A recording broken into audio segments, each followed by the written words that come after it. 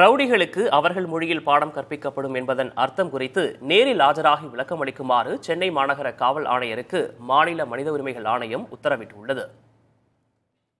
திருவொற்றியூர் பகுதிகளில் உள்ள சரித்திர பதிவேடு ரவுடிகளின் வீடுகளுக்கு சென்ற உதவி ஆணையர் இளங்கோவன் ரவுடிகளின் குடும்பத்தினரிடம் பேசும் காணொலி அண்மையில் இணையத்தில் வெளியானது. அதில் ரவுடியின் குடும்பத்தாரிடம் இளங்கோவன் எச்சரிப்பது போல இருந்தது. அந்த காட்சிகள் அடிப்படையில் மனித உரிமைகள் ஆணைய தலைவர் நீதிபதி மணிக்குமார், உறுப்பினர் கண்ணதாசன் அமர்வு தானாக முன்வந்து விசாரித்தது. அப்போது ஆஜரான உதவி ஆணையர் இளங்கோவன் சென்னை மாநகர காவல் ஆணையர் உத்தரவின் பேரில் ரவுடிகளை எச்சரித்ததாக குறிப்பிட்டார். அப்போது குறுக்கிட்ட ஆணையத்தின் தலைவர் நீதிபதி மணிக்குமார், ரவுடிகளுக்கு அவர்கள் மொழியில் பாடம் கற்பிக்கப்படும் என ஆணையர் கூறியதன் அர்த்தம் என்ன என கேள்வி எழுப்பினார்.